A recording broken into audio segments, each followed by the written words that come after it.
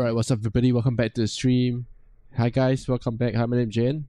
Stream POE content right here. So today I'm back. I'm doing a late react to the POE2 0.5 update stream content release. I've not watched it yet. I heard there were huge updates to the end game and everything. So not reacted. I haven't really seen what is going to be coming out. Yeah, so we're going to react to it live. Not live, but we're going to react to the content review on the YouTube, and then I'll do a quick build update to my Iceboat Titan. Just a couple of small updates that occurred. So yeah, so without further ado, I think let's jump straight to the okay, let me see. Right, I think this is let me go into full screen. Yeah, let's just see what's gonna happen. I'm Jonathan Rogers, Game Director on Path of Exile 2, and welcome to GGG Live. We have a huge amount of stuff to share today, so it's going to be a good one. Anyway, so I don't know Twitch drops are enabled on today's live stream, so you'll be able to claim the Red Queen's font hideout decoration by following the instructions below. I mean, okay, so with that out of the way, time to roll the trailer for Path of Exile 2, Return of the Ancients. Unfortunate. Let's go, gonna watch the trailer. Those in darkness once lay dormant, now return. Well, saying that this is Atlas update. It's an Atlas mechanic. Oh, this is Citadel, right? We who came before rise again. Behold, the first edict.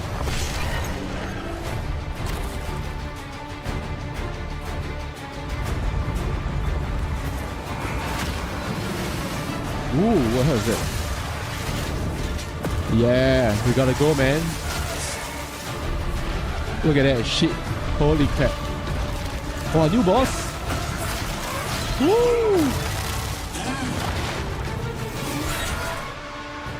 Oh, a new game quest. Okay. This is the visual reward. Delirium.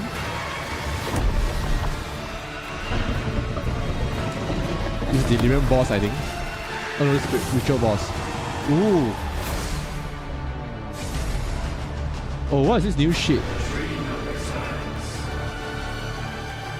Oh, what the... What is that?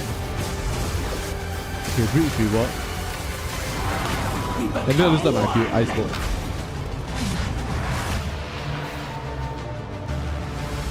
This is for Delirium, I think. You combine with the Azari spirit.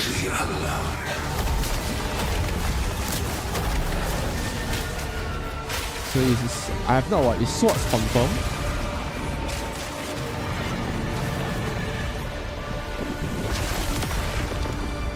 Ruins of Elder. What the hell is, oh, this is a league mechanic, okay. Ramblers across. Oh, this is an expedition league though. I got an expedition. Ooh. What the fuck was that? This is Expedition, right? It's Expedition League. Interesting. Ocean. That's a bit like the POE1 League of Caldera League, I think. Hunt like it's your last. Continue the search. See what you can find. Atlas classes. What the hell is that? Oh, Temple goes to core. Temple will be great lah. I don't really love Temple. Holy shit. 15 more bosses?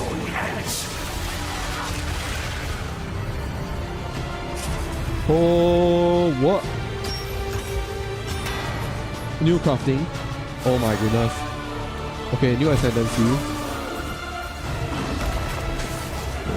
I don't think I'll be playing this though. I don't really like companion based this. I might play this actually. Monk. Although if swords is out, I might play swords. I don't know if they'll release swords. Yeah. 40 more units. Gotta build around unique weapons. To face us is to face oblivion. It's complete endgame reward, man. It's making the current league look so boring.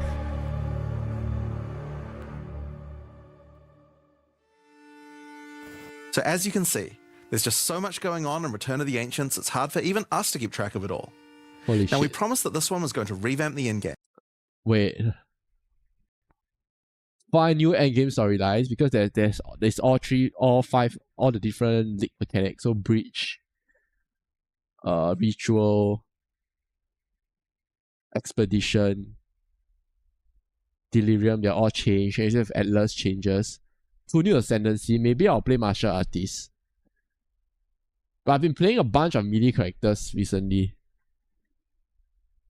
I've not touched any of the bows or the crossbows. But apparently there's no swords. And I'm very excited to talk about it. But first, we've got to talk about the League. So to do that, I'm going to hand things over to Mark. Apparently there are no Hi, swords. I'm Mark Roberts, Game Director on Path of Exile. Now, for those of you who are new to Path of Exile, so hard for swords, each time we release an update, we also release a new league. Yep. Not only do we have a new economy, but we also introduce new content through the campaign, which gives you a fresh play experience right from the start of the game, as well as new mechanics, storylines, and in-game bosses. In the Runes of Eldur League, you will encounter a man being attacked by the undead in Clearfell.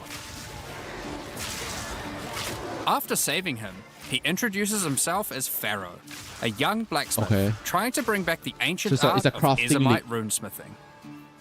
He has been collating his discoveries in a tome and is keen to show you how runesmithing works. By inscribing symbols on these ancient Ezomite remnants, you can create all manner of old magics.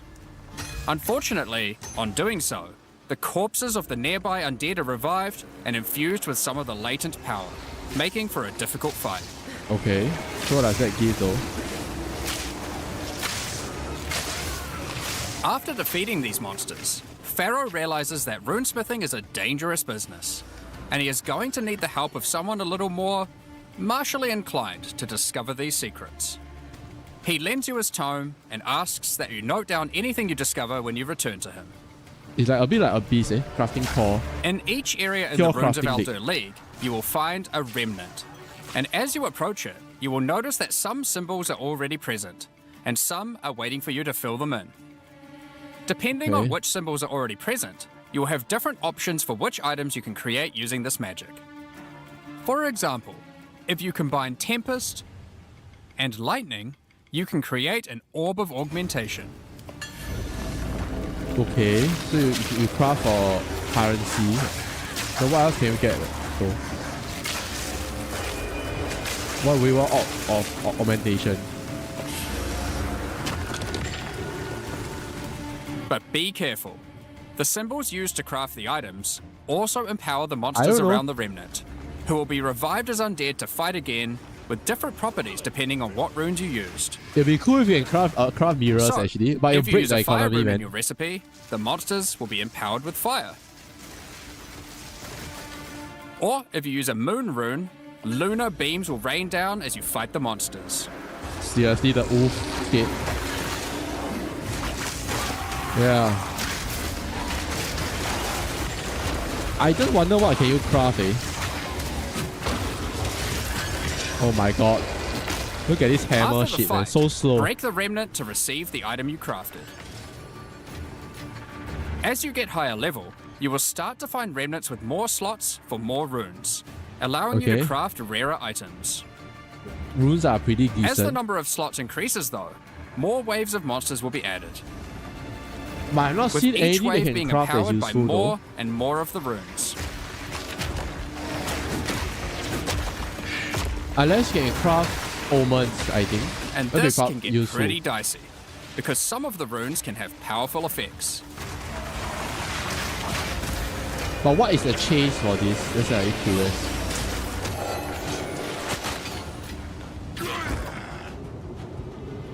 Like the Oath rune, which will cause one monster to be nominated as a leader, spawning waves of minions.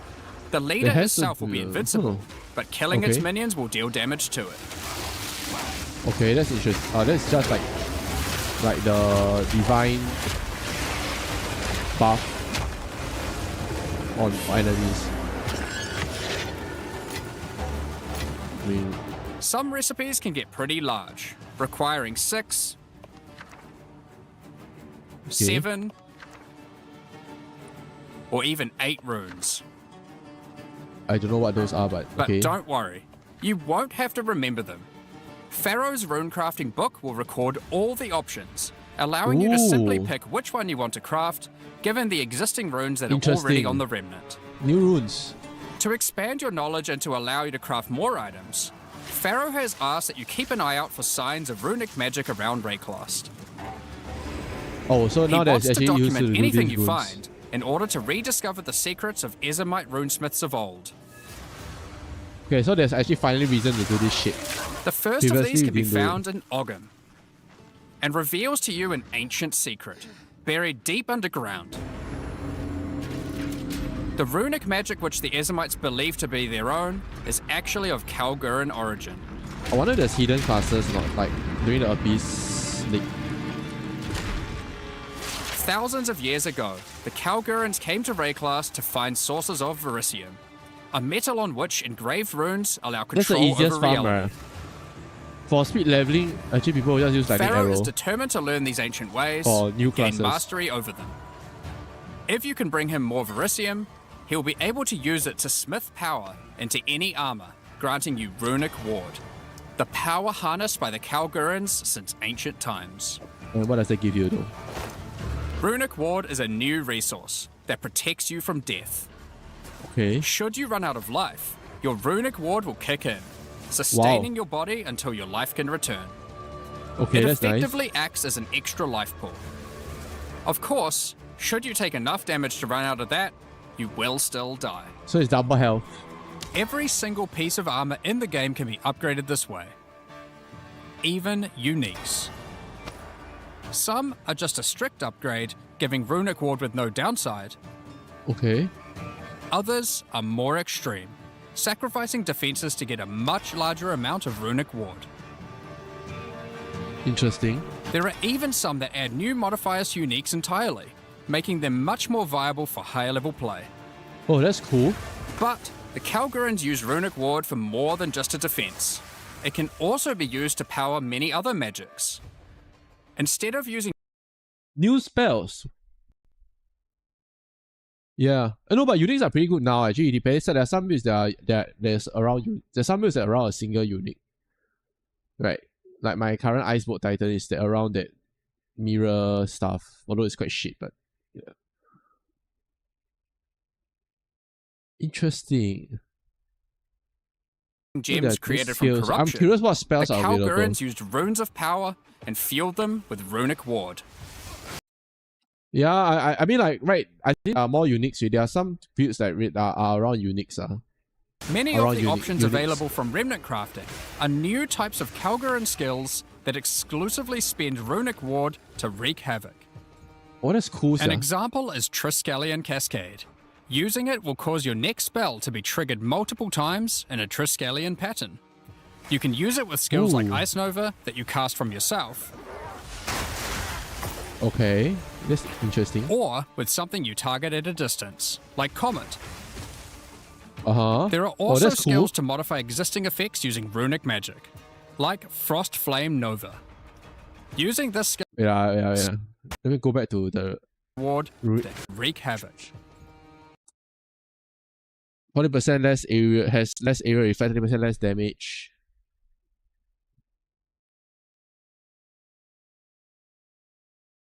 Oh, that's interesting. And a massive AoE RS. Use existing effects using runic magic. Unleash a wave of volatile ice that feeds on the flames when the wave doesn't do damage. Ice slash.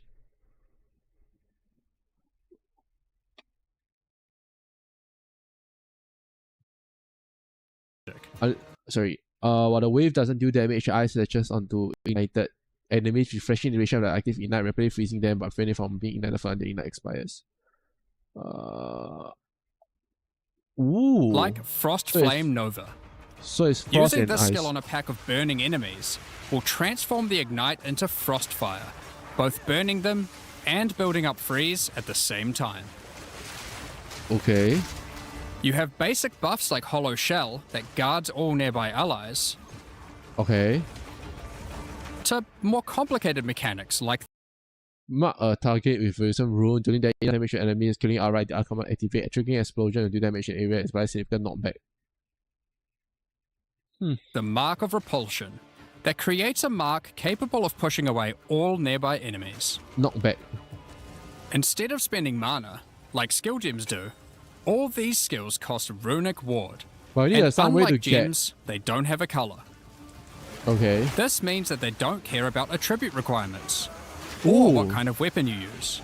These skills are designed to be used on any class, and so often interact with mechanics that apply across many characters. Oh, that must be some broken shit, man. This is By any combining class. different runes together, the Kalgurans were able to support their runic abilities, and you can as well. There is also a set I'm of so runic curious what supports that can broken be theory craft combined is. with regular skill gems in interesting ways. Concussive Runes allows you to add these concussive shockwaves to any skill that stuns. Okay. While Sounds good. Runic Infusion lets you spend ward to directly empower the damage on any skill.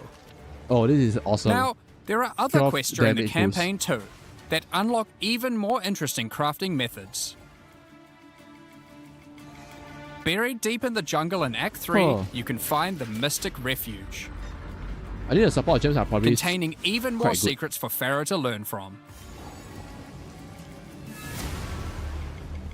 Using this knowledge, he gains the ability to reforge unique weapons. With this technique, many low-level unique weapons can be upgraded to do significantly more damage. Okay. Now, we've been able to take a bunch of uniques that had interesting modifiers, but were not in-game viable, and give them a bit of a boost to get there.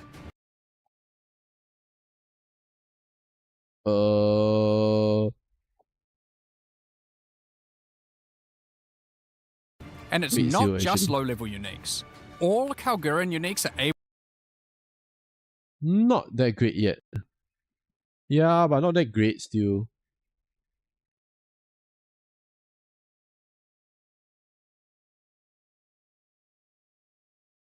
Yeah. Yeah, I'm sure to see. Doesn't look that good yet. to be runeforged this way too, and they can do some pretty interesting things, like Searle's Grit. Let's see. So previously it's 35, 31 strength, 14% chance not to count as empowered. Taunt.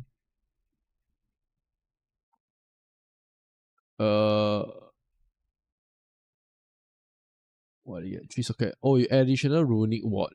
Again, because this is a runic. I guess you have to use it on Kalguran's web gear then. Looks like. A new unique, which when runeforged can get one of several different outcomes. Now, there is still so much Wow, then more you that must you can hunt, craft with so you remnants. must hunt for it. There are also Goodness. 100 new runes, as well as Holy many other new... shit. 100? What the? How am I supposed to run through 100 runes to see what can be used? new crafting currencies. What? This is the runes of Eldur after all, and some of these runes have quite powerful effects. 100? For example, this elemental conversion rune will convert all the existing mods on a non-unique weapon from one element to another. It is. Using it, you could combine a weapon with all 3 elemental damage mods into a single element, that's making a nuts, weapon actually. with massive amounts of cold damage. That's good eh. There is also a rune that lets you destroy your rune sockets to turn them into a dual socket on your item. Oh. And there are That's even good. crafting meta runes that can unlock new types of mods when used with regular crafting. For example, this Rune of Chronomancy will unlock a set of time-related mods to be crafted on your boots. Ooh. Once placed inside, use regular crafting orbs to attempt to get new mods like cooldown speed or increased skill effectuation. Holy. You can also create a new type of currency called alloys. My god. Using regular metals alloyed with verisium, new modifiers not normally available can be directly crafted onto your items. Using imbued... I go through again. Using regular... kind of meh. +1 to limit from boots. Oh, that's good eh. Metals alloyed with verisium, new modifiers not normally speed. Available can be directly crafted onto your items. Oh, this Swift is probably very expensive. Using imbued alloy could improve your ailment damage, for example. There are honestly so many options here that unlock all sorts of crazy crafting projects. What? So I think people will be experimenting with these for a long time. Once you get to King's March in Act 4, I think there's not much. Probably there will be that one or two broken shit. And riddled with excitement, he wants to learn how to merge modern Kalguran techniques with the ancient knowledge that he has found. From here on, Pharaoh joins in the Kalguran expeditions that Danik has been leading. With the ancient knowledge that Pharaoh brings to the table, the Kalguran expeditions that Danik has been going on will change significantly. For those of you who haven't played it, the Expedition League mechanic involves carefully placing explosives, uncovering the buried dead, and recovering verisium from them. By choosing where to place the explosives, you can choose which kind of challenges you would like to face, or rewards you would like to claim. But unlike before, expeditions now contain the remnants from Runes of Eldur, allowing you to do some specific crafts along the way using the new League crafting mechanic. But what does that do though? One very important difference from the simple remnant encounters though, is that the empowerments that the remnants grant apply to every monster down the explosive line for the rest of the encounter, stacking together. This can lead to some pretty extreme situations. Right. If you stack too many remnants, you might be in for a fight beyond your abilities, but the rewards can be very worth it. Each mod on the monster is improving the items that they can drop. But how worth is the items drop? Once you get to the endgame, you will find that the Atlas has changed substantially. To the south, you will now find the coastline of Rayclast, with the ocean beyond. King's March has not fared well after the Cataclysm, and lays in ruins. Rog's shop has been destroyed, but he is much more concerned about his wife, Gwenin. He would like to launch an expedition deep into the ocean to find her. And this begins a new major mechanic for expedition, exploring the ocean. Previously, a logbook was a single encounter. Now, using a logbook, you can send ships to explore an area of the ocean to the southeast, uncovering a range of islands to begin your search for Gwenin. You can hop from island to island, doing many new encounters. There are islands with expeditions, grand expeditions, House Farm, new bosses, and all sorts of other unique things to find. Eventually, you will find the island that Gwenin has been holed up on. It turns out that she has found the tomb of an ancient Kalguran, Medved. While she appreciates you coming to her rescue, she is still keen to blow open the doors of the vault and take whatever you can find inside.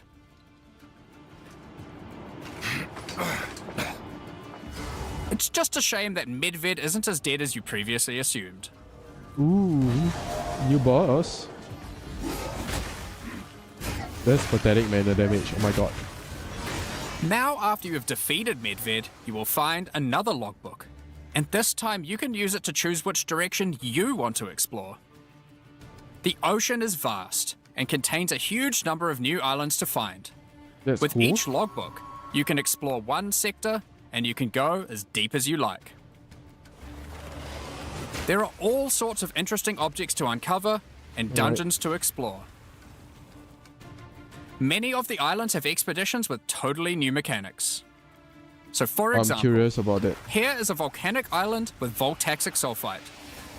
Blowing up the sulfite will unleash extra waves of enemies. Okay, that's nice. But there is also this wall with a suspicious light coming from behind it. On blowing it open, a giant ogre comes out, and he is determined to eat as much sulfite as possible. The more sulfite mounds that you have blown up, the more empowered and the more rewarding he will become. So you want to blow as many as you can, but he get more powerful, I guess. These islands contain all sorts of little secrets that you can find and blow up. Yeah, this sounds interesting. Free trapped wisps. Blow open root doors. Even raise ancient precursor technology. Oh, so and here's of course, this must be a new tower more tech. bosses. There are more and further vaults to blow up, and one of them in particular is pretty important. The Tomb of Uhtred, the Star Drinker. Ooh. Looks cool. Uhtred was responsible for calling down the meteors of Verisium, which the Kalgurans used to power their ancient magic. And upon defeating him, he calls down a truly gigantic one into the ocean nearby. And on visiting it, you find that it is shrouded by a strange energy emanating from the Verisium core of the meteor within. There is something growing in there, and it can't be anything good. In order to gain entry, Danik suggests that the Triskelion Flame, an ancient Kalguran artifact that can absorb and cancel the effects of Verisium magic, could be used to enter. But to find it, you will need to locate the Tomb of Olroth, leader of the Knights of the Sun. Oh, so I need to kill defeat him and gain access to whatever eldritch nightmare is growing inside. Now, we're not going to spoil the boss, but one thing you should know is that the Verisium that makes up the core of the meteor is of a quality that has not been available for millennia. So you kill 2 or 3 mini bosses to get this. And Danik should allow them to forge some objects of power, the creation of which has been lost to time. So that's the lead. Wait, what was and that? There is a which has been lost. 100% metal damage, 17 strength and intelligence, anything bypass energy shield if energy is below half, lose all runic bindings when shape shift to grant an equal amount of unbound potential. So this is a druid. And it's like half shape shift, half human. This forces you to shape shift, right? Because you're doing spell damage.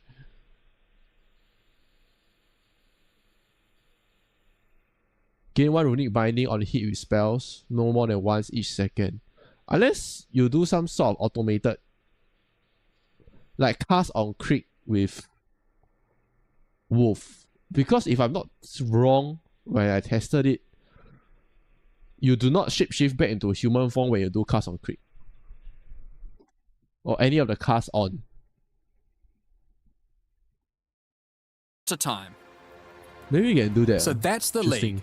And there is a lot going on. To sum all that up, there is a new encounter with over 30 new monster types and over 30 new rune modifiers to enhance them. You can create more than 100 new runes to craft your gear, as well as dozens of other new currency items. And there are new quests added to the campaign to unlock even more new crafting options. Rune forging armors, upgrading uniques. What the? Dozens of new Kalguran skills and supports. Okay, yeah, they talk about this. Tons of new islands to discover by exploring the ocean. Talk about this as well. 5 new bosses, including a new pinnacle boss. Oh my goodness. And a bunch of new uniques to That's top probably it the off. the meteor boss, I think. But there is still a ton more to come. It's time to talk about the massive changes to the endgame. But for that, I'll hand it back to Jonathan. Now, as Mark hinted at before, the endgame atlas is very different now, and the ocean to the south is the least of the changes. The entire area around your starting location is now teeming with new questlines and things to discover. Will you investigate the strange forest to the west? The cracks in the earth to the east? Ooh. Or perhaps visit the ruins of a Val city in the north? The atlas now has fixed points of interest at specific locations, giving you specific objectives that are easy to find.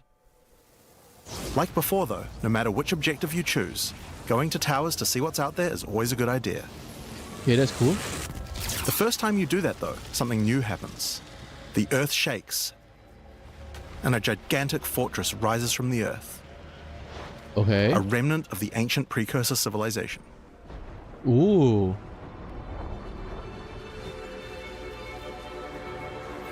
The cataclysm of the beast has caused an ancient protocol to be invoked. Should corruption ever take hold to this degree, the world must be scoured and purged of corruption. Okay. You will need to make your way into the fortress and activate the gates. Gain the keys to reach these ancient precursor weapons. That's cool. And disarm them. But this will be no easy task. The fortress has many areas to explore and many new things to find. Holy sh! You will power up ancient machines. Fight new and deadly foes. Holy! Discover many new areas. Okay. And uncover some dark secrets. Okay, let's make tablet Now, the worthwhile Fortress going is though. the first of the new full in-game storylines that we're adding in 050, and there's a lot going on with it. But not only that, it has some pretty cool new mechanics as well. The areas inside the fortress are special. That's pretty fun. That actually makes you a reason to do tablets, right? You know, right now like there's no reason to do tablets other than using like the grand tablet to give you. Many of them have new mechanics or rewards that they they grant. Like this map, where all the rares are contained in essence crystals. Or this one, which replaces all monster packs in the area with strongboxes. Whoa! Oh, look at that! I think that's shit. Or this one, which spawns an Ismeri spirit that always moves on from a rare after you kill it, allowing you to chase it through the entire map. I don't mind that actually.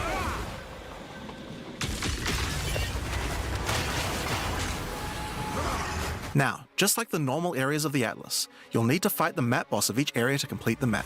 But unlike a normal map, the ones in the fortress each contain precursor nodes after the boss, and activating these nodes will give you points for the new and improved Atlas passive tree. Oh, that's cool. Now, we had an Atlas passive tree before, but it was one of the areas of the endgame that just wasn't up to scratch. The Atlas tree now works quite a lot differently. Ooh, look at We've this significantly shit. upgraded the kind of mechanics that you can find on the Atlas tree. Like this one, that gives a chance to make rogue exiles you fight retreat from combat and move to an adjacent map. Before you fight them again, they'll upgrade their gear and come back with a grudge this time. There are also a lot of nodes that combine mechanics together in new ways, like this one, which lets Ismeri spirits possess strongboxes. All the regular monsters that come out of them are touched by the spirit, and the rares are all possessed, giving you some incredible loot potential. Oh, actually that's cool actually. Especially if you are trying to hunt for the charm. You get points from every single area you complete in the fortress, and unlike before, that means you can allocate the entire Atlas tree. Yes, this whole tree can be yours. This change is pretty important, since it allows us to be able to create many types of bonuses that we wouldn't have been able to create before. Like this one, which gives a chance for cities to be invaded by another faction, and can even allow it to contain 2 faction leaders, allowing you to get 2 crisis fragments. What? If we'd done this kind of thing on the old tree, we would have wanted to spec into it before running a city map, then unspec out of it before running anything else. With full allocation, we can have cool bonuses like these. But obviously, we still want to make sure that you have choices that define your in-game Atlas build. So many nodes in the Atlas tree are now multi-choice. Everyone will get the node, but which bonus you choose to use is up to you. Oh, that's cool. Do you want your powerful boss maps to contain more essences, summoning circles, or rogue exiles?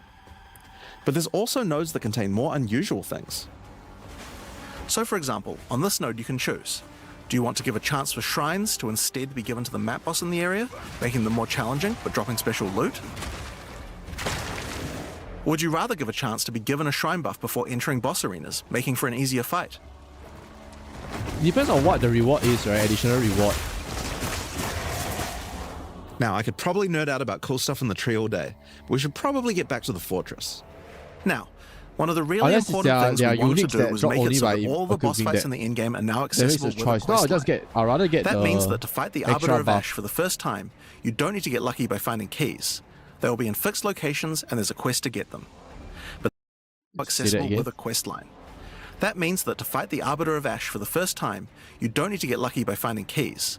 They will be in fixed locations and there's a quest to get them. But the Arbiter of Ash is no longer the pinnacle of Path of Exile 2. For that, you'll need to travel into the very center of the fortress. I see, I guess. An incredible challenge awaits you, should you choose to go there. Ooh, it's After Angel. the storyline, you still unlock keys for pinnacle bosses in the usual way, exploring the world and finding the keys required to get to them. But we have added a lot more interesting things to find out there as well. There are now all sorts of mechanics that can spawn on maps in the wilderness. For example, some maps might spawn as a rogue exile hunting ground, containing multiple rogue exiles who are there to hunt rare beasts. You might come upon them in the middle of a fight and be able to take out both of them. Or a map of champions that makes all the natural inhabitants of the area into magic monsters. Wow. That sounds fun. Or this one that causes all shrines in the area to release as merry spirits when used. Oh, actually, that's good. That's great, actually. Once you've explored and found your keys, you can return to fight the pinnacle in the fortress again. But this version of him will be harder. And not only that, he will have new, unique rewards as well. Each time you fight him, you get the ability to activate one section of the fortress. And any maps that you didn't finish there will be automatically completed, giving you all the Atlas points. So if you're the type of player who doesn't want to explore the fortress, and instead just race out into the infinite Atlas, you still have a way to get all those points. Oh, that's cool. So that's the Origins of Divinity storyline. It's a huge amount. Okay, let's just hear that again. Will be automatically completed. Activate one section of the fortress. And any maps that you didn't finish there will be automatically completed, giving you all the Atlas points. So that's cool. I should just give you a way to speed run who doesn't want to explore the fortress, see such a huge instead just race out into the infinite Atlas, you still have a way to get all those points. So that's the Origins of Divinity storyline. It's a huge amount of new content with a ton of new areas, 5 new bosses, including a pinnacle, with a bunch of new unique items. But not only that, it also completely revamps the Atlas tree and includes a ton of new map mechanics that you can find both inside and outside the fortress. Oh my god. But this is just one of the new storylines. So let's talk about the next one now, Masters of the Atlas. Point 1 to point 5 earlier we talked about how the multi-choice nodes in the tree allow you to still have an in-game Atlas build, but we didn't think that was quite enough. You have an Ascendancy class for your passive tree. Why not an Ascendancy class for your Atlas tree? Well, that's where the Masters of the Atlas come in. Throughout Rayclast are many opportunities for those with the skills to find them. Atlas Masters are willing to train you in these skills if you're able to help them in return. One such master is Jado, a member of the Order of the Jinn, an organization that secures powerful artifacts to prevent them from falling into the wrong hands. So guess what, Jado will send you on missions to investigate strange occurrences on the Atlas and recover the artifacts causing them. And for each one you recover, he will gain more trust in you and teach you more ways of the Order of the Jinn. At level 1, you could choose to massively increase the chance for rare and unique chests. Or make it so that all map bosses drop an additional unique item. Rare drops, I guess. Or make corrupted waystones have an additional modifier. But at the cost of making them send you to a totally unknown location. Oh, that's not great actually, but okay. Each mission you complete for Jado will unlock another row of abilities and give you another point to allocate, letting you choose how you want to specialize. But there are other masters too. For example, Hilda. Hilda is a member of a guild of monster hunters. She will send you on missions to assassinate specific deadly creatures around Rayclast and harvest their parts. Okay. In exchange, she will teach you her monster hunting skills, like this one, which adds a 25% chance to upgrade any map boss to a powerful version. Or this one, which makes his Marian spirits no longer possess rare monsters, making them go for the unique bosses in the area instead. That's good actually. You might notice that many of the effects on these are both upsides and downsides. So Hilda, for example, can make it so that you only get one attempt when fighting pinnacle bosses. But in exchange for that, they always drop 2 uniques. Okay. Because of that, we wanted it to be easy to swap between them depending on what you're doing. As you unlock each master, they will appear on the side of the screen. Simply click whichever one you want to use to run the map, and all the bonuses you have selected for that master will be activated. This allows you to have a few different strategies that you can quickly pick between, depending on what you're running at the moment. Okay. Now, one thing that's been pretty obvious is that the endgame leagues we created when launching Early Access in 010 were not really up to the standard of the leagues we did since then. Fate of the Vaal and Rise of the Abyssal just have a lot more going on than Delirium or Expedition, for example. We wanted to do a serious upgrade to all of these mechanics before we do our 1.0 release, and so that's what we've done. All 4 of the leagues we launched in Early Access have been upgraded with not only new quest lines, with new mechanics, actually. new crafting It's systems, nuts, new uniques, and new pinnacle bosses. One of the really important changes we've made to all the leagues is that you can now find them on the Atlas in specific locations, and each one has a quest line that will lead you there to being able to complete the league, along with its Atlas tree and its pinnacle boss. This is true even for the leagues that we didn't do major redesigns to. So let's use Abyss as an example. When you first encounter one in the endgame, you'll get a quest that leads you to the east, where you will find these mega abyss cracks in the earth leading away from the Well of Souls. That's cool. All the maps along the cracks will contain abysses with special properties, and mapping along these cracks will close the Atlas scale abysses, giving you points for the Abyss Atlas tree. That's nice. At the end of each Atlas abyss, you'll find an Abyssal Depths, with the boss fight for one of the Abyssal factions, giving you a guaranteed way to fight them. And after completing all 3, you'll get a key for the Well of Souls, allowing you to fight the Vessel of Kulamak. This kind of thing makes an in-game league so much more friendly for new players, giving people obvious goals and a guided experience to complete them. Oh, that's awesome. Alright, so let's talk about the first of the upgraded leagues, Delirium. Like halfway, I think like even like right now, like whenever you do the end-game leagues, the mechanic sometimes it's like you don't know what to do after that, right? If you do like getting the first map to second map, you don't get other points, and it's a chore sometimes to figure out how to get and the to finish out other mechanics to get the points. As you may remember, during Act 4, you were tricked into releasing an ancient entity from a Karui prison known as Tangmazu, the Raven Trickster. Yes. Easy back. Tangmazu delights in breaking the minds of those who step through his mirrors, and when touching one, he will attempt to destroy your mind with twisted abominations generated from your worst fears. That's Delirium, right? In Return of the Ancients, the first time you approach one of his Delirium encounters in the endgame, you will find Elder Maddox locked in a trance. His mind is trapped in one of Tangmazu's delusions, and you will need to free him. Okay. How to laugh. He's Once doing free, Warrior, right? Elder Nobody Maddox plays demands that as you caused Warrior. this problem, you should put it right. He asks you to travel west to the Withered Willow, the location he believes that Tangmazu first gained his powers. But be careful. As you travel there, the Raven Trickster will attempt to break your mind. Each map around the Withered Willow features Delirium encounters. Yes, now, this is more than a simple quest upgrade. The mechanic of Delirium has been overhauled and expanded. Okay. At the bottom of the screen, there is now a bar that indicates how deep into Delirium you are. You can see which direction leads deeper by looking at the fog, and the deeper you go, the more challenges you will face. By looking at the bar, you can see how long you have until the Delirium ends. And you can also see special encounters that you will face if you're able to go deep enough into the fog. At the end of the bar is always the boss of the map, but we now have a variety of other encounters that you might find as you explore the horrors of your own mind. That makes like shit. For example, you might encounter a purple mirror shard that when shattered will cause all the enemies to become more nightmarish. After hitting this, you'll notice the Delirium demons are enhanced, significantly more powerful, larger, and scarier in general, along with more rewards. That's fine. Or should you encounter a red mirror shard, you'll be sent into the depths of your mind. And must escape it while fighting off hordes of your worst fears. That seems fine. If you are able to do so, you will gain a powerful amulet with 2 instilled notables on it. Whoa. Once you reach the Withered Willow, Elder Maddox discovers that a shard of the mirror is missing. You will need to track down Tangmazu and restore it if you have a hope of discovering how to defeat him, and that means entering the Raven Trickster's mirrors in an attempt to locate him. Each area around the Withered Willow contains Delirium encounters, so that's a good place to start. As you do Deliriums, some of the special encounters will drop liquid emotions. Normally these emotions can be used to instill amulets to add notable passive buffs to them, but in Return of the Ancients, emotions have a new function as well. Each one now has the ability to add crafted mods to jewels, allowing you to add specific mods to an item slot that can be quite difficult to roll. For example, Liquid Despair will allow you to add critical hit chance, while Liquid Suffering will allow you to add movement speed or Air of Effect to your jewels. But there are many more. That's cool. Once you've done enough Delirium encounters, the location of a Grand Mirror, an entrance into Tangmazu's realm, is revealed. But it won't be that simple to enter. Using his powers, he reflects the map boss for a ridiculous empowered fight, then destroys the entrance into his realm of madness. Yes.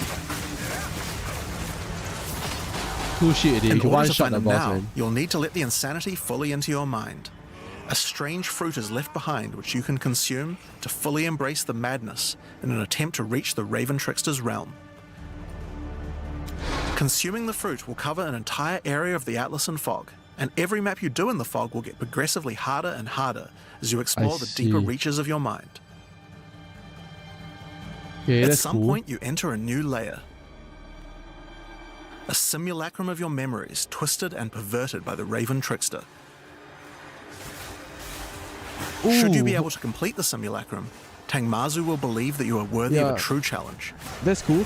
I don't even do Delirium now. And will let you take the remaining shard of his mirror, allowing you to enter his realm of madness back at the Withered Willow. If you dare to face him, it will be a fearsome challenge. Another endgame boss.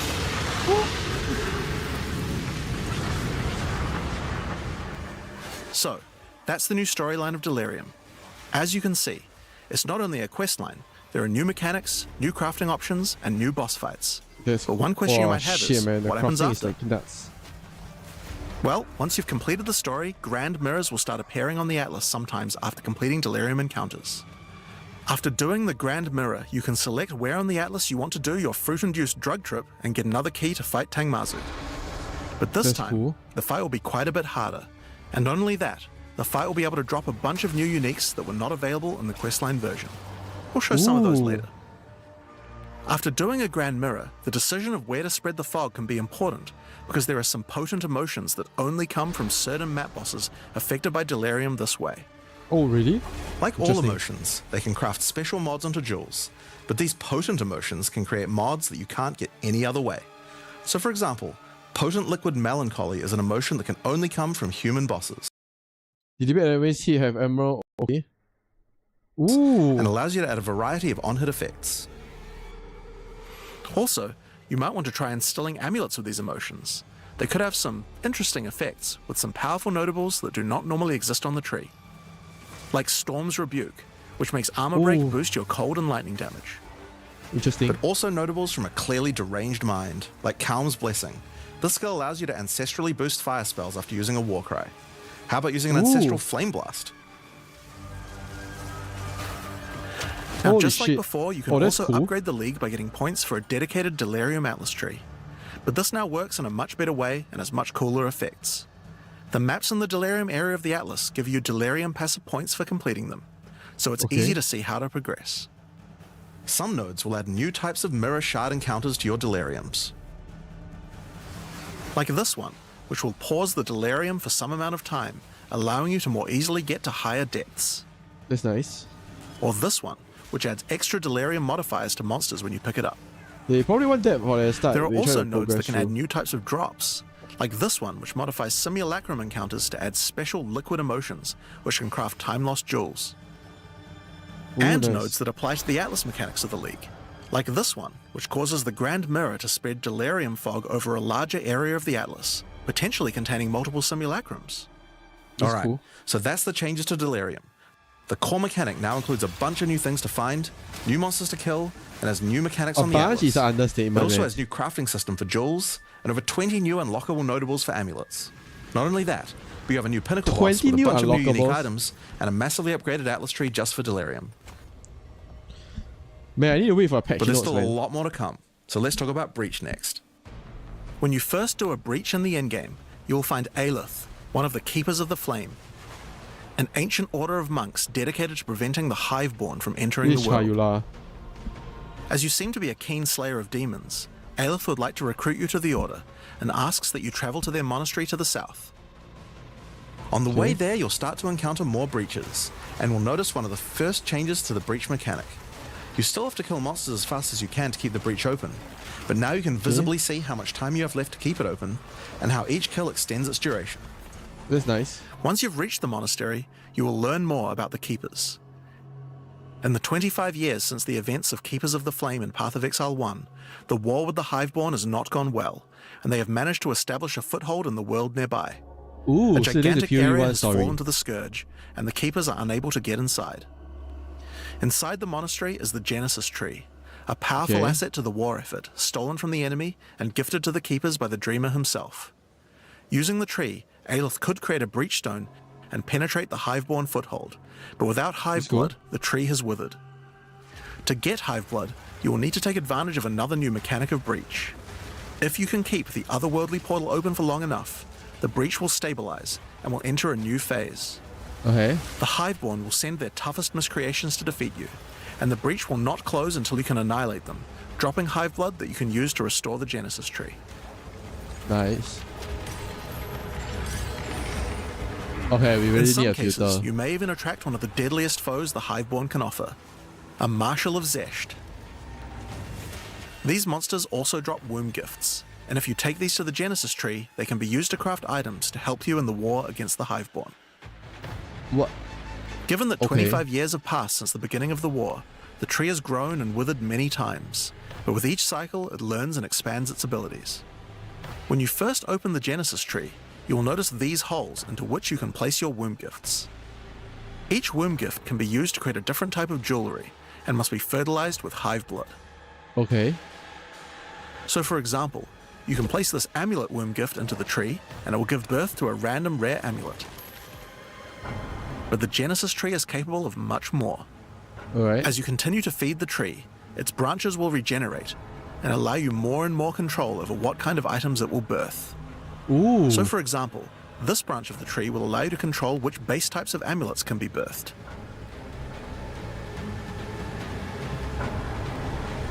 And as you go deeper, it will even allow you to create new base types that you can't get anywhere else. That's cool.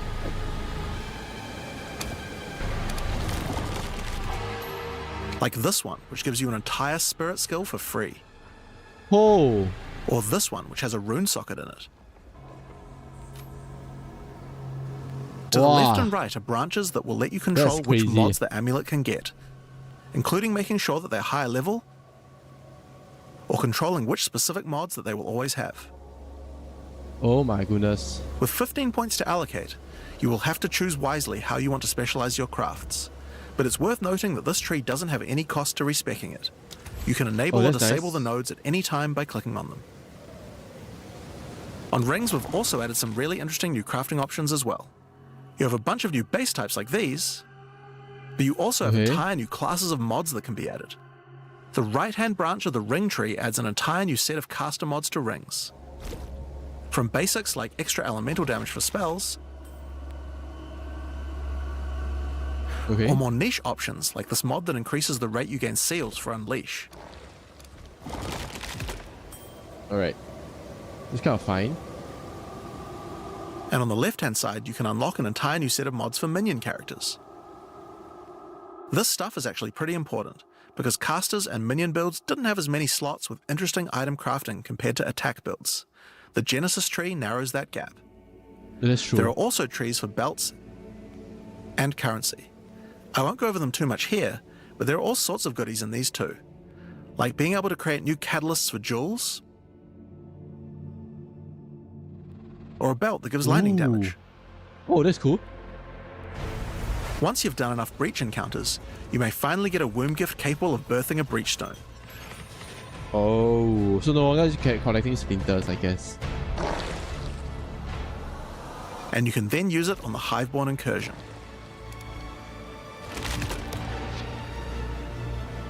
Once used, the true extent of the Breach Demon's foothold becomes clear. They have not only transformed the land, but constructed huge sky hives as well. When you enter the outskirts of their realm, you will discover breach hives. Using the power of the Keepers of the Flame, these otherworldly structures can be burned away when walking through them. But for each one destroyed, more of the Hiveborn will attack when you attempt to purge the hive. Okay. These encounters are particularly rewarding for womb gifts, so you'll want to do as many of these as you can. Nice. But your real goal are the sky hives deeper into the domain. These twisted creations are securing the demon's entry into our world. Inside the very center are the Breach Lords Tool and Ash, and you will need to defeat them if you want to get rid of the foothold once and for all. Now, once you've completed the questline version, there is still more to do. You will find other breach domains on the Atlas randomly in your travels. For each one, you will need to find a breach stone, destroy the sky hives, and defeat the breach lords. And doing these encounters is what will give you access to fight Zesht, the existing breach pinnacle boss, which you can access by communing with the Dreamer himself inside the monastery. While completing the questline for Breach, you will also be gaining points for the Breach Atlas tree, and there are a lot of cool new options here. This node will cause breach hives to spawn outside of the hiveborn domains on the Atlas. Okay. And this one will give Aelith additional abilities that you can use while attacking a hive. Ooh, nice. Like this one, which causes all hiveborn in the next wave to be magic, drastically increasing their difficulty in exchange for way more items. There are also nodes that allow you to control your rewards, like this one, which adds a set of new lineage supports to the Marshal of Zesht. Warcry, call ice use explode, detonate your ice fragments. Okay. Or this one, which lets you control which womb gifts you will get. This looks like an wolf lineage. There's also some nodes that affect the Genesis tree, like this one, which will cause Zesht to drop his head, which when returned to the Genesis tree, will grow a grasping orchid on the side of it. You'll have to experiment to find out what this thing is good for. Putting rings on its fingers seems to make it happy. So that's a rundown of what you can expect I'm curious from the new they give you Breach like a questline. super item or what? There's a new stabilization mechanic for breaches, hive encounters, and hiveborn incursions on the Atlas. But you also have a huge new crafting system and new bosses as well. Alright, so let's talk about the Rite of the Nameless storyline next. When you first complete a ritual in the endgame, Aoife, a lost spirit, will appear. She appears to need your help, but isn't able to communicate more than a few words, beckoning you to come to the Wildwood. Alright. Like the other leagues, Ritual now has a place on the Atlas to call home. The Wildwood could be found to the west. When you first arrive there, Aoife's spirit will guide you in, where you will discover that inside the Wildwood, spirits can take physical form. Okay. Aoife has been bound to this place by the King in the Mists, and requests that you free her. But in order to do so, you will need her body, currently in possession of the King. To reclaim it, you will need to gain an audience with him. Inside the Wildwood, there are many ritual encounters to complete. Right now, actually. Like before, in each area, triggering rituals will resurrect the nearby bound monsters to attack you, and killing the monsters will give you tribute. In addition, each ritual you do in the area will add the monsters from the previous ritual, making the encounters much more challenging the more rituals you complete. Okay, that sounds cool. Once you've completed them, more enemies. Spend your tribute to get items. Now, an important change to the rewards of Ritual is that all the items in the reward window are now uniques or omens, making this league's rewards much more valuable than before. That is great. In order to gain an audience with the Nameless King, you need to sacrifice tribute to him. Any remaining tribute you don't spend can be sacrificed this way to fill up this bar. Once you have enough tribute for an audience, return to the Wildwood to divine his location with the Nameless Shrine. Cool. No more splinters. His location will be revealed deeper in the Wildwood, and you will need to make your way to him, kill him, and get Aoife's body. I like that. Using her body, you can attempt to release her spirit, but this is when you learn about the true threat of the League. The Wildwood is built on top of an ancient prison. The King in the Mists didn't gain his power out of nowhere. He was granted it by an ancient being of darkness known as the Bodark, and the Nameless King's use of this power has been causing the prison to weaken. I see. In order to prevent the Bodark from entering the world, a champion will need to enter its prison and beat him back, but those with a name are unable to survive there. In order to do so, you will need to transfer your name to another with a new mechanic in the Ritual League, the Rite of the Nameless. The rite will begin in a nearby forest. At first, it appears to be a regular ritual encounter, but that will soon change. The final ritual of the area will include the map boss. Okay. And defeating him will give you a piece of the effigy onto which you will transfer your name. But the ritual is still not complete. Once the map boss is defeated, the Atlas will open, and you will need to pick another adjacent map to continue the ritual. During the rite, each adjacent map will have different rewards to tempt you. So for example, if you go in this direction, you gain significantly more tribute. But if you go in this direction, the uniques in the reward window will turn into currency instead. You can also sometimes get offered specific items that will be added as rewards. So in this case, you'll have to choose if you want to get 5 Chaos Orbs or a Mage Blood. A difficult decision, I'm sure. Now, as this is one continuous ritual, the encounters in the next map won't start from scratch. They contain all the monsters that were gathered from the rituals of the previous map as well, making them harder and harder. And that includes the map boss too. You will need to defeat both map bosses in the final encounter for your next effigy piece. And it still doesn't end there. Still have Pick another map, another reward, and add another map boss to continue until the ritual of the Nameless is complete. It will take 5 maps in all, and will be an incredible challenge. Okay.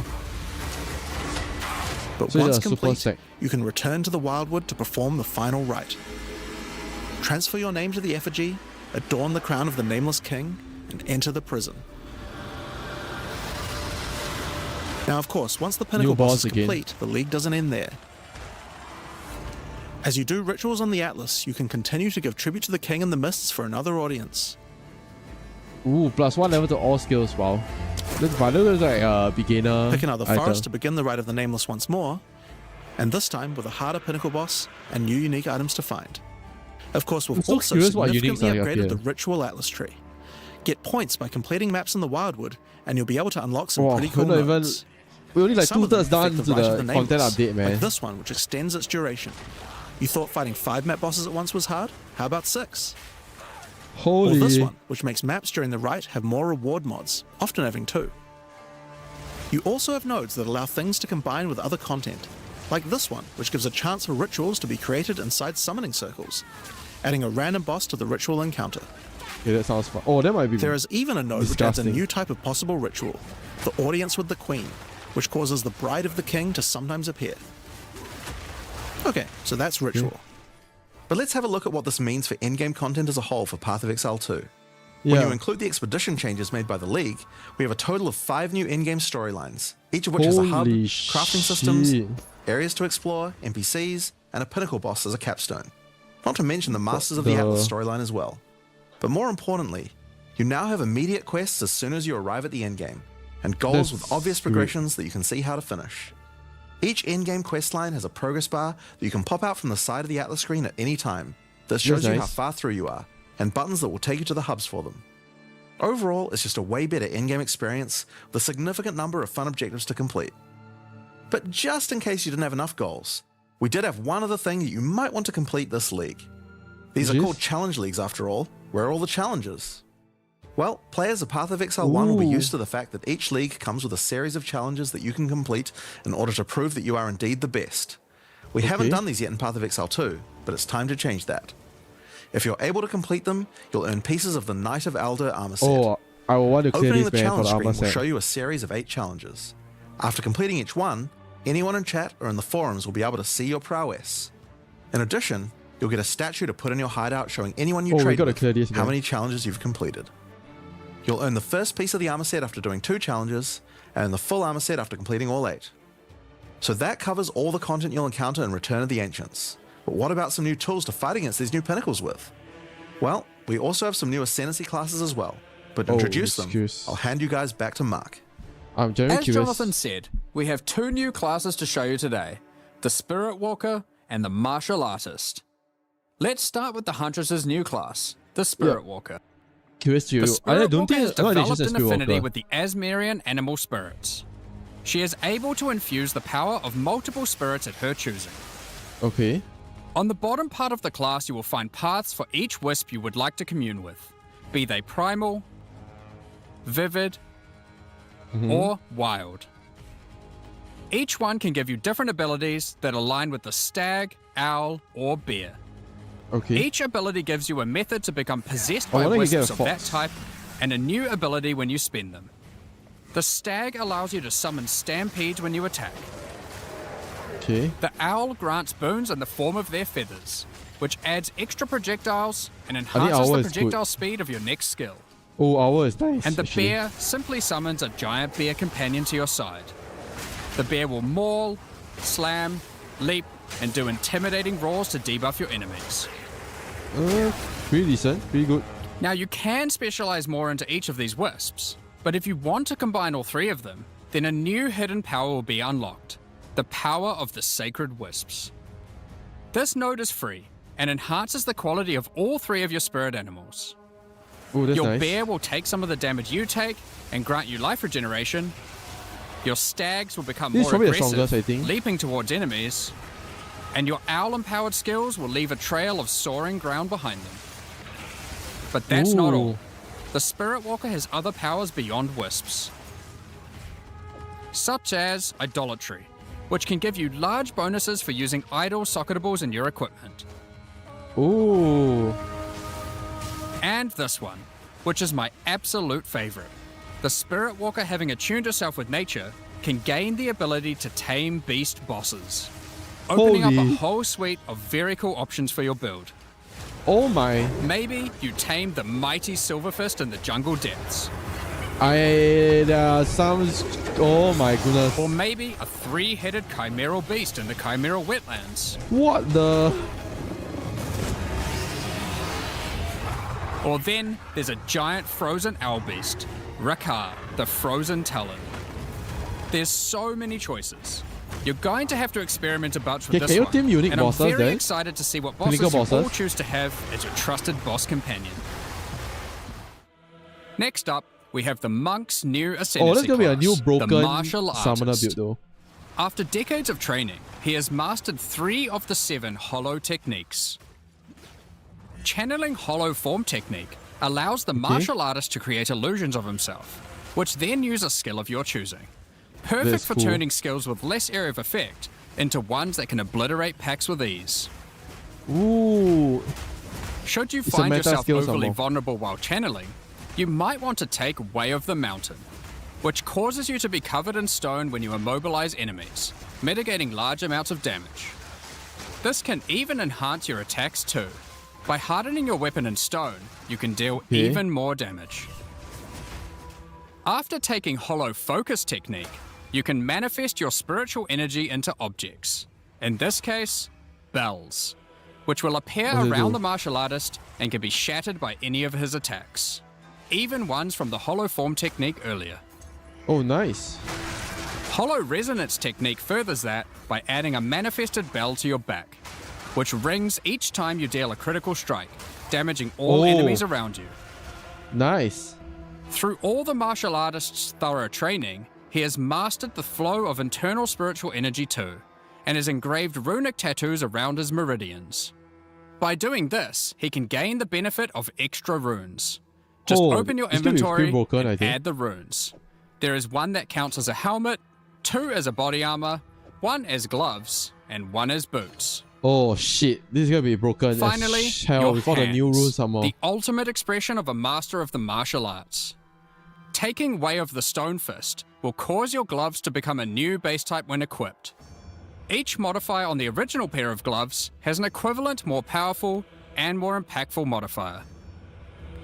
For example, these gloves add some physical damage, cold damage, lightning damage, some resistances, and life gain on hit.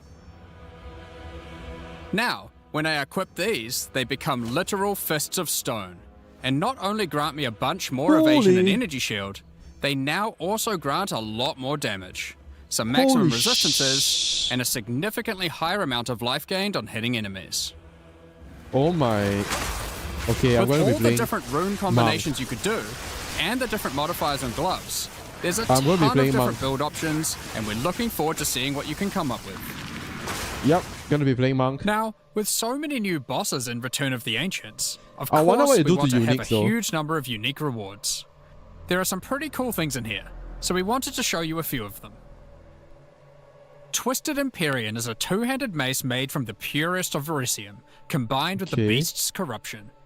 It converts all of your mace's skills fire damage to cold, and visually does so too, turning your volcanic fissures into glacial. Wait, what's this again? Cold damage.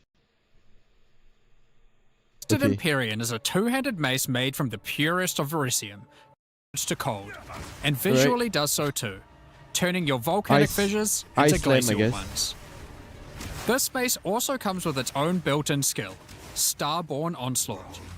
Using Glory, you can leap backwards, throwing your mace at the ground, creating Verisium fissures, before calling behind it a storm of cold, metallic bolts from the stratosphere.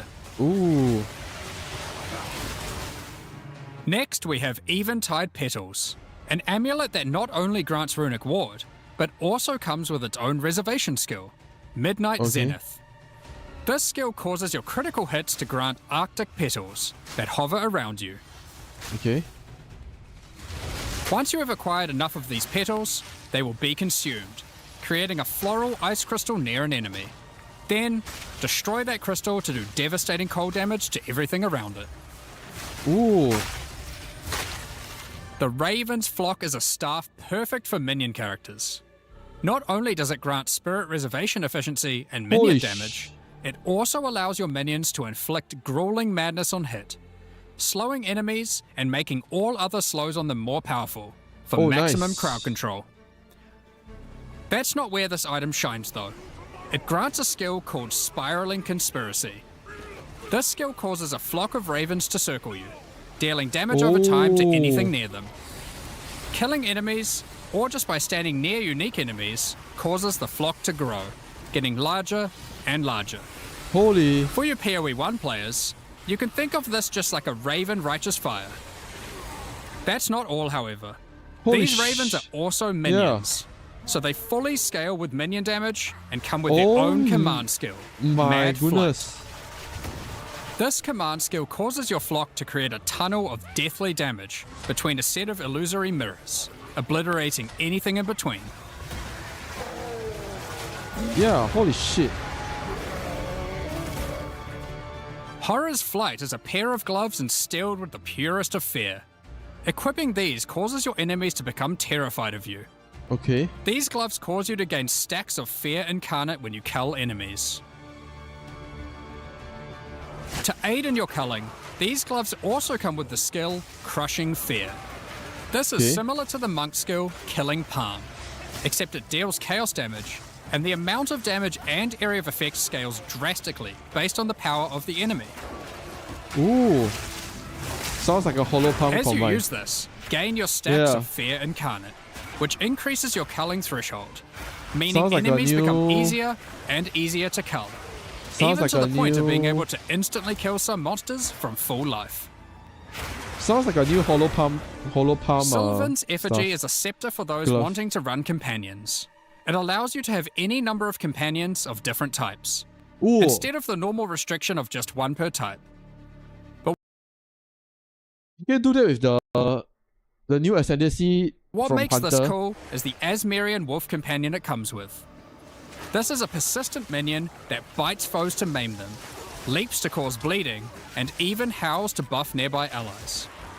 Additionally, it comes with the command skill Eternal Hunt, which cool. when used it will howl, calling on the spirits to manifest spectral wolves to ambush all foes around you. Liminal Coil is a That's crazy great, wand. It allows you to apply as many curses as you please, but those curses will have no effect. What's the point then? 2 reasons. Firstly, your spells gain a bunch of extra physical and chaos damage for each curse on enemies. Okay. Secondly, is the skill it grants called Coiling Bolts. This skill is a projectile spell that fires coiling physical and chaos projectiles with every cast. Oh my goodness. What makes this skill truly special though, is that it will split and chain through every cursed enemy, causing an absolute ruckus. See for yourself. Oh my god, this is blasphemy. Periphery is a unique bow, which utilizes all the powers of the Asmerian spirits by dealing damage of all elements. And all elements can cause all ailments. Okay. The coolest thing about this bow, however, is the Asmerian Swarm skill. These are minions that are summoned when you kill enemies. They will pursue all nearby enemies, damaging them and inflicting a debuff on them that boosts your elemental damage even further. Watch as you mow enemies down, and the swarms of Asmerian wisps aid you, melting enemies one screen at a time. The lightning arrow bit is still gonna be godly again. The Ordained is a new spear, mastering in physical and lightning damage, with high critical strike chance too. This spear allows you to leech life not only from physical damage, but lightning too. It also creates a fragment of divinity nearby periodically. What the? What are those?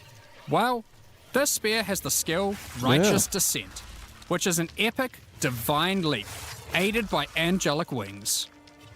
If you use the skill when a fragment of divinity is nearby, it will become empowered, dealing significantly more damage, gaining massive area of effect, and bypassing its cooldown. Yes. When fighting a boss, let a bunch of the fragments spawn, and then just unleash your divine havoc, obliterating them. Last, but not least, we have a new unique jewel, Voices. Voices is simple. It consumes 1 jewel slot to add more. There are versions that add 2 jewel slots, 3 jewel slots, and for those who are absurdly lucky or rich, one with 4 jewel slots. People are Equip chasing it these, man. and notice the slots appear next to your character's portrait in the center. Yeah. One of the things we are concerned about is how long it takes for experienced players to replay through the game in each new league. As we learned from Path of Exile 1, one of the things that can really help is having elements in the campaign that tell you where to go, if you know what to look for. We'll cover just one example per act for Acts 1 to 3, but there are many more than just these. Okay. For example, Hunting Grounds in Act 1 is a large, sparse area, containing multiple entrances and landmark encounters. Here's an example of some of the changes we've made here. Finding the ritual encounter in this area isn't too difficult. Now after completing it, a trail of locusts will lead to the entrance to Freythorn. Just follow it and find the source of the evil.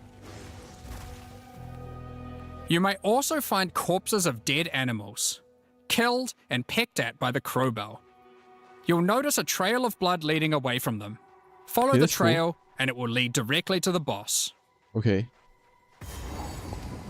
We even put a signpost on the road to tell you which way to go to find Ogham Village. In Act 2, in the Mastodon Badlands, you need to find the Lightless Caverns and track down the Abyssal. Now to make this quicker, in the level you'll find these cracks. Just follow them, and it will take you right to their lair, allowing you to find and unlock the Well of Souls. I'd probably like to just be able to skip through this on my second playthrough. In Act 3, the jungle areas have camps of explorers to sell you items. However, they are now even more useful. By talking to the explorers, they will point towards the next area. Not only that, but it will also reveal it on the minimap, so you can know exactly where to go. Oh, that's great. That's the best. These are just some examples. We plan to do more and more of these over time in order to streamline the experience. Now, as this is an in-game expansion, it makes sense that we would work on Atlas QOL. Okay. So We've added a search box that updates live as you type. Oh, that's nice. Have a specific map you want to run?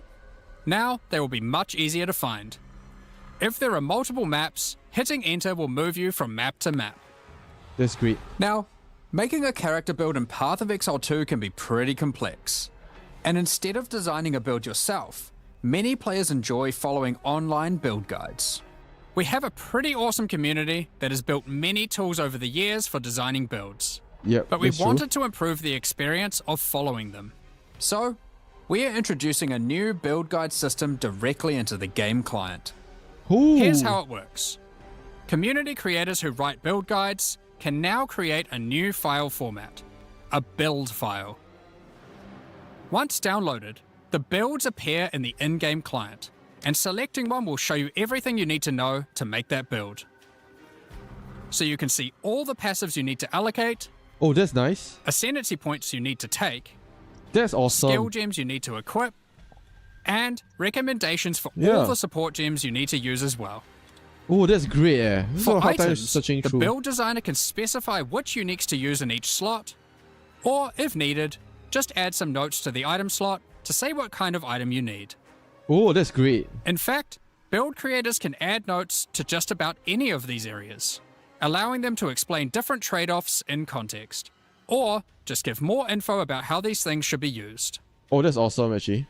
They can also give level ranges to each element, allowing recommendations to change over time. Great for builds that need to respec after they reach a certain level. Ooh. Now, all of this is written in a standardized build format that creators can use, and we imagine that a lot of community build tools will be updated to add support for this format. Now that we have trade market searching built into the in-game client, we have added the ability to price check items you can find more easily. Okay, Control-Alt-clicking an item will now search for it on the trade market, showing you the current prices. For rare items, it's handy to exclude some mods, so we added the ability to enable and disable each mod so you can see what effect each one has on the price. Nice. Next up, we're going to be talking about the new supporter packs for Return of the Ancients. Oh, that's awesome QOL for the market, actually. Today, we're launching 2 new series of supporter packs, the Blood Reaver and Divinity packs. Each tier contains the pack's full face value in points, alongside several exclusive microtransactions. As always, the microtransactions in these packs are purely cosmetic and do not affect your character's power or progression in any way. The Blood Reaver series of supporter packs contains 6 exclusive microtransactions. Let blood fuel your bloodshed. The Exsanguinator weapon effect draws the blood of enemies you've slain and funnels it into your weapons. Looks a bit lame though. Turn the appearance of your Endurance, Frenzy, and Power charges into orbiting globules of blood with the Blood Reaver charges. While your charges are active, these blood orbs will grow in size when you absorb more blood from nearby enemies. There are options to have pure blood charges, or charges that still display which kind of charge they are at their core. A taste for blood doesn't negate a taste for style.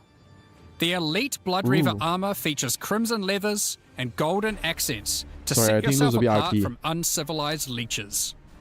It also features a back attachment, fashioned out of the wing of a colossal bat. Time is just not a weapon. Alongside every Blood Reaver is their trusted gargoyle pet. In true gargoyle fashion, they take the form of a stone statue when you are idle, leaping into action when you're on the move again. Oh, that's cool. Flying pet. What good is immortality if you don't have a vast mansion to come home to at the end of the day? The Eternal Blood Reaver supporter pack contains the Blood Reaver Manor Hideout. This exquisite 2-story estate features an organ, a grand dining table, and cages for your visitors. You can alter the walls to create as many or few rooms as you like. Looks a bit lame though. Last but not least, the Servant of the Manor, eternally bound to the Order of the Blood Reavers. This henchman will manage your store, so you can spend more time spilling blood. Stop that. We won't disappoint you. But if we do, you've our permission to beat us most violently. The Divinity Pack series also contains 6 exclusive microtransactions. Call on Divinity to aid you in eluding enemy hits with the Divinity Dodge Roll effect. As you sprint, actual Divine Lightning wings will form out of your back, leaving a trail of radiance as you engage or escape from combat. For situations that are too dicey, call on the gods above to send down the Storm of Divinity portal to create a safe passage for you to retreat through. Adorn yourself with the Knight of Divinity armor set, a highly revered attire only bestowed to those deemed worthy for the divine cause. Equipping the Divine Surge character effect empowers you with a storm of divine energy. Using skills causes the storm to burst from your character, spilling raw divinity into the area around you. The Arbiter of Divinity wings are the final piece remaining to emphasize the force divinity has over this realm. This ancient precursor machine was found locked away in a highly guarded vault. Its original purpose is unclear, but it has been altered to fuel your maps using the pure, everlasting divinity within the statue. The pillars surrounding represent how many portals you have left for your map. This map device also tracks your progress as you complete the new Origins of Divinity storyline, added this expansion. That's cool. Additionally, all microtransactions from the supporter packs will be made available for use in Path of Exile 1. On release weekend, we will also be releasing the Return of the Ancients mystery box, which will contain 2 armor sets, a set of map devices for your in-game adventures, a new tracking scroll that records the amount of currency you've gained from the currency exchange or your shop, and much more, like a set of finisher effects and affinity stashes. That's not all, however. The Fragment Stash tab is finally coming to Path of Exile 2. Oh, yes! And with it comes some tabception. Inside this one tab, there's a tab for your various boss key fragments. There's also a tab for all your precursor tablets, with each type of tablet getting 6 tabs of storage. Yes! Finally, there's a tab for your Djinn barriers and inscribed ultimatums, both of which get their own 6 tabs. That's a lot of tabs. So that's everything in 050. This is by far the biggest update we've ever made to POE1 or 2. New in-game storylines. That's crazy. Pinnacle bosses. Oh, I love the stash. Crafting systems, is the stash tab, man. items, ascendancy classes, and so much more. Now, because this update contains so much in-game content, we're doing significantly more testing than usual. For that to happen, we're taking a little longer than usual between the announcement and the release. That's fine. 050 will be released in 3 weeks on May the 29th, with the patch notes being released on the Friday before that, on May 21st. But there's just one more thing to talk about. Now that the endgame is up to scratch, we have to start talking about our plan for 1.0 release. Ooh. The feedback we've had during early access has been critical for making all the improvements that we'll be making to the game. At the same time, we had to create enough in-game content to make an RPG that can call itself a successor to Path of Exile 1. Well, with 050, we now believe we have reached that point, and so this is going to be the last full-size league during early access. That's right, the next big update is going to be 1.0. Oh, nice. Now, normally we would do our next big content release in August, but in the run-up to full release, our plans take a little longer on this one. Yeah. As big as 050 is, 1.0 is even bigger. Even so we'll be bigger? launching 1.0 this year sometime after ExileCon. But that doesn't mean we won't be doing updates in the meantime. In this final phase, we have a lot of things to polish throughout the game and balance to improve. I'm sure there'll also be feedback about the new endgame that we need to incorporate too. The difference is that the focus is not going to be on adding more content like the previous updates, it's going to be on improving what we already have. But we still want to encourage people to try out all the balance changes and improvements that we're making. So we're going to be running a few event leagues during this phase alongside each update. Think remixes of existing mechanics or features. Oh, that's fine. And speaking of ExileCon, don't forget to pencil it in on the weekend of November the 7th in New Zealand. ExileCon is a gathering of our players, and a chance for us to showcase everything we'll be working on for both Path of Exile 1 and 2. And this one will be particularly important for us, since we finally get to unveil some of the coolest content that we've been working on for a while now with Act 5 and 6. Tickets for the in-person event are currently sold out, but don't worry, all the announcements and talks are going to be streamed online for all of you to watch. Yep, time to watch it. Okay. Guess I know what I'm going to be doing in May.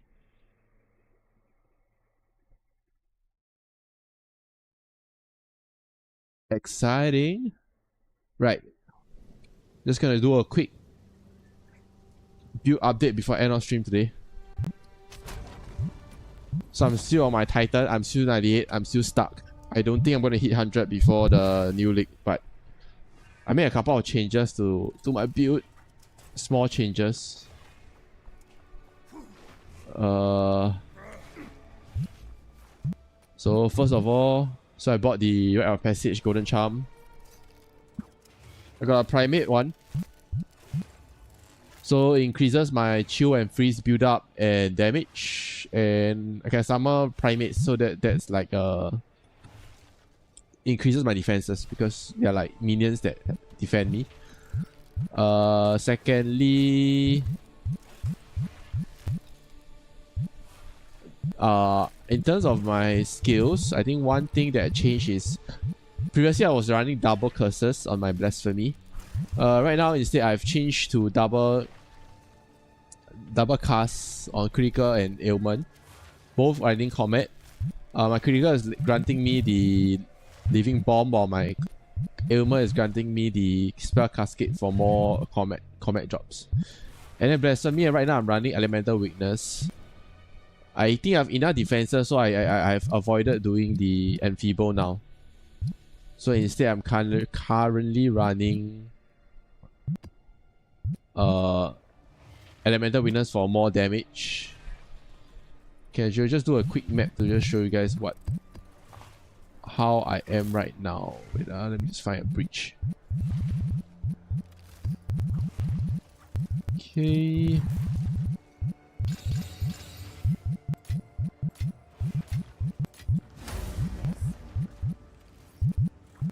Sorry, let me just store this. Let's go.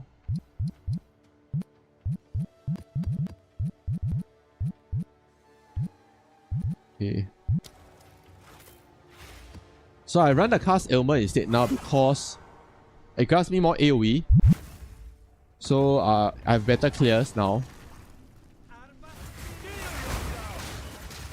I'll have better clears from the comets.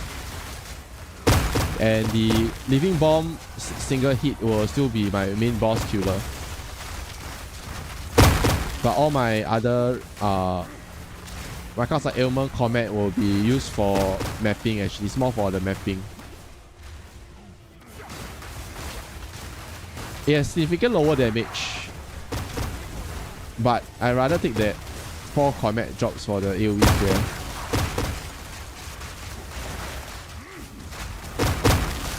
Okay.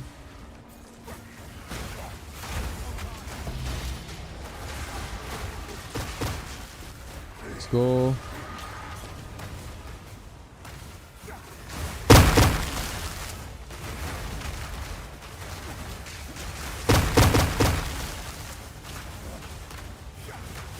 Yeah, I'm still running heavy Headhunter.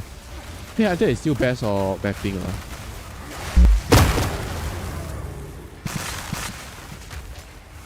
Let's go.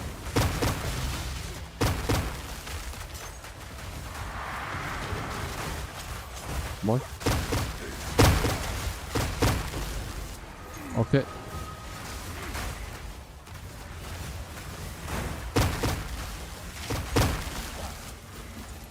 Okay, this way. I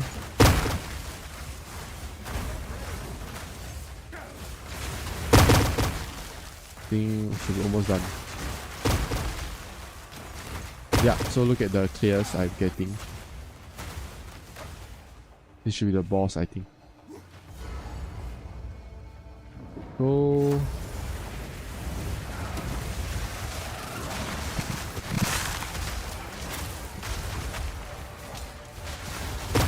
Freeze. So once I got my freeze in, it's one shot.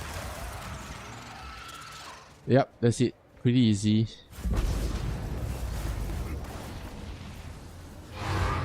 Yeah, so this is the clear I get now. Pretty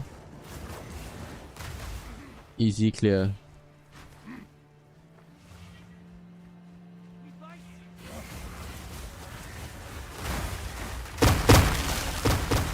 Okay.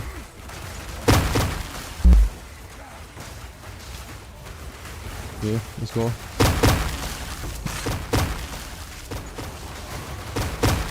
Okay. Dead. There's a breach. I think I'll go for the... Yeah. Get that first. Get my stride in.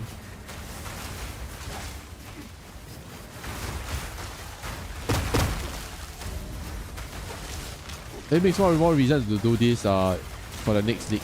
To get the... Okay, that was almost bad, but okay.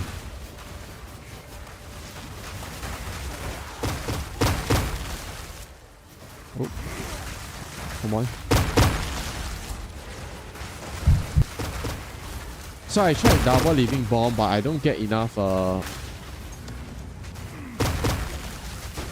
comet drops. So that's why now I rather run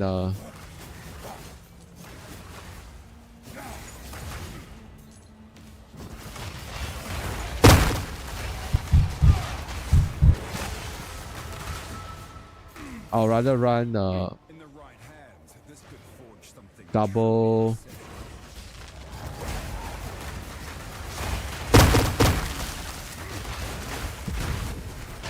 I'll rather not run out living bomb. I accidentally get the elemental damage increase. Since I don't need the ailment anyway from my second class anyway. Because basically I can get most of my class upgraded ailment from my normal ice bolt and all that. I do not require the...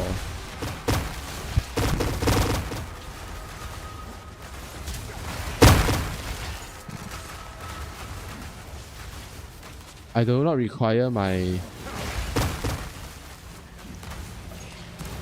class of ailment combat to do any sort of ailment. Just the crit is probably enough for me to feed into my class of critical energy. So I just feed into each other. Ailment I can get it from almost everywhere, from both my combat and my class on critical combat. So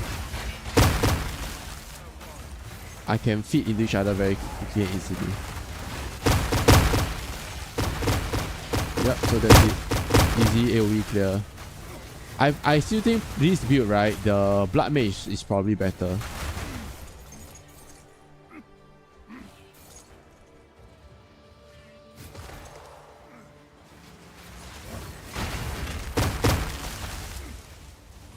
From a damage perspective. And sustainability, because Blood Mage has an inbuilt spell leech. Kept with my weapon spell leech, I could actually, no, I don't even need my weapon spell leech, so I can change to a...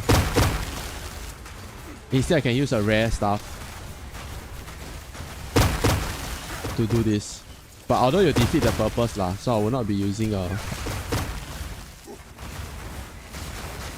Vow Temple unit.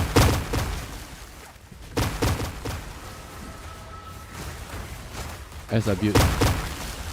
So my current build is almost a purely unique build, right? I think I have a ring that's unique. My ring, I'm running a unique ring, unique staff, unique boots, unique body, unique gloves.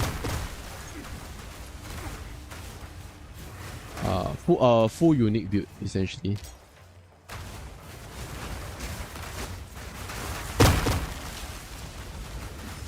Yep. That's it. Yeah, so this is the current build. This is probably the final build update before next league. May or may not come on stream. Let's see how it goes. Because I work a bit busy IRL. So guess see you guys next league, probably. And looking forward to play the new class, Ascendancy classes and all that. So thank you guys for watching. I was remember, therefore, stop us. Bye guys. Peace.